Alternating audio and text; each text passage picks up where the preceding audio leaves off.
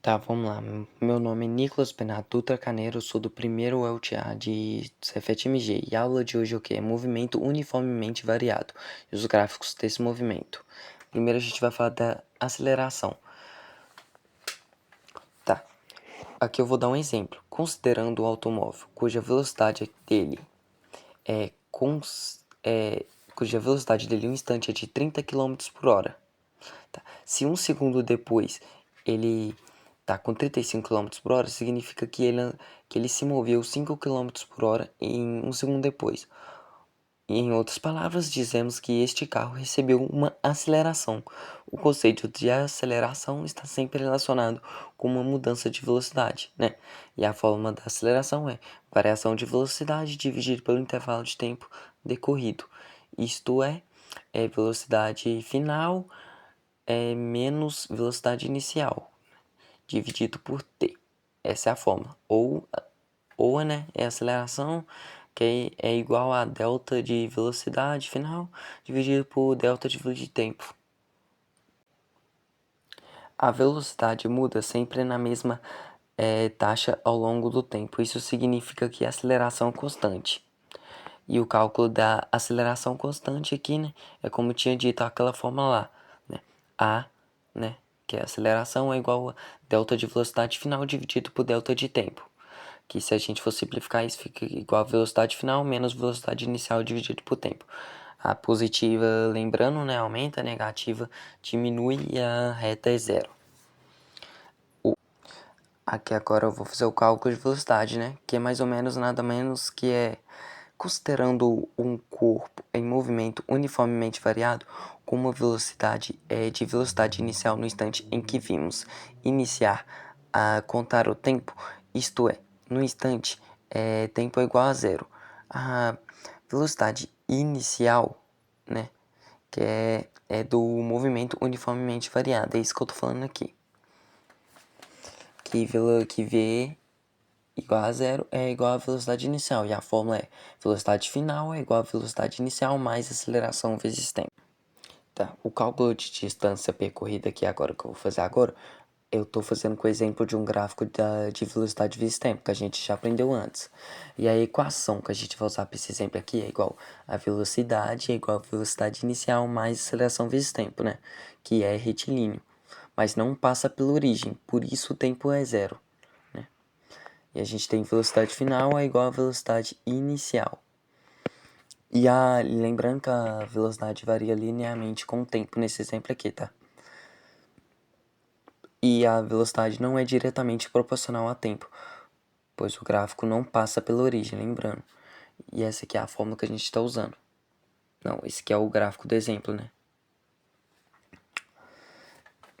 A distância percorrida pelo corpo, que é numericamente igual à área total sobre o gráfico, será dada pela equação de distância é igual a velocidade inicial vezes tempo mais 1 sobre 2 V mais, né, aceleração vezes tempo ao quadrado. Que é essa fórmula que a gente vai usar para calcular isso aqui, tá bom? E a velocidade é função da distância. E para a gente calcular a velocidade em função da distância é muito simples. É só a gente usar essas duas fórmulas que eu citei anteriormente que você consegue fazer os cálculos para utilizar nessas questões, tudo bem?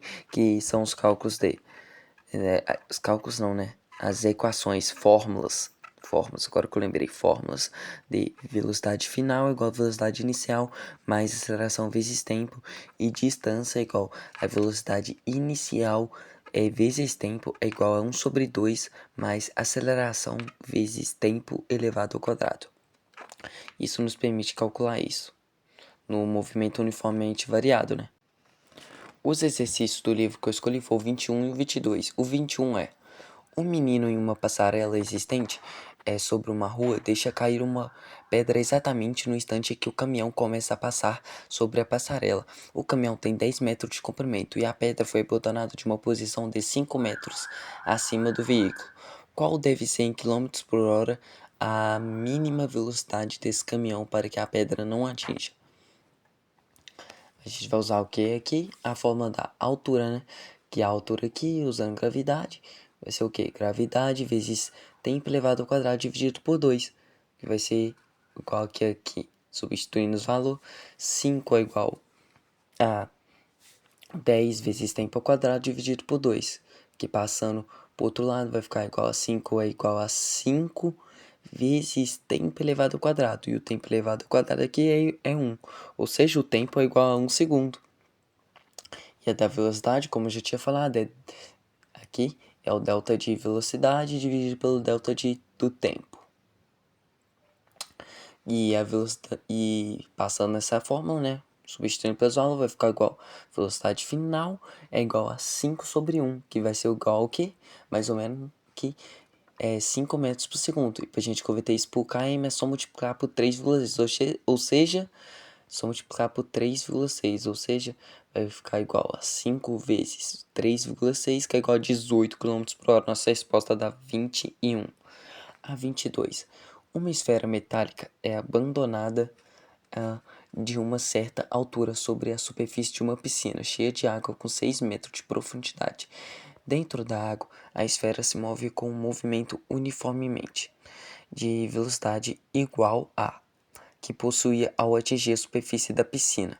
Supondo que a esfera gaste 1,5 segundos para se deslocar da superfície até o fundo, determine a altura em relação à água da qual a esfera foi abandonada. Beleza, vamos lá. Só a gente usar essa simples fórmula aqui. Velocidade final ao quadrado é igual a velocidade inicial ao quadrado mais 2 vezes aceleração delta da posição da distância. E a gente substituindo esse valor fica igual a velocidade inicial igual a zero, ou seja, vai ser velocidade final ao quadrado vai ser igual a 2 vezes 10 vezes 6, substituindo esse valor, que vai ficar igual a 120.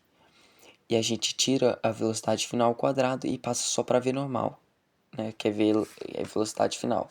Então, a velocidade final vai ser igual a raiz de 120, que vai ser igual a 11, ou seja, 11 metros por segundo é a nossa resposta, de quando a velocidade atingir a água, né? E quando tiver movimento dentro da água após 1,5 metros, né, que nem falando a questão, é só a gente substituir com a resposta que a gente teve do cálculo das fórmulas anteriores. Então, a gente vai pôr essa fórmula aqui, ó. 11 ao quadrado mais 2 vezes aceleração, né? Abre parênteses 1,5, que é igual àquela fórmula lá, só que pôr nos valores que a gente conseguiu obter, né? Usando os cálculos. Então vai ficar igual o que aqui? Vai ficar 121 mais 3 vezes aceleração. E 3 vezes aceleração é igual a menos 121. Ou seja, aceleração, né? Que a gente vai passar 121 dividido por 3 aqui. Nanana, vai ficar igual a aceleração é igual a menos 40 metros por segundo elevado ao quadrado. Não pode esquecer do elevado ao quadrado. E essa é a resolução das nossas questões e a explicação da nossa matéria de hoje.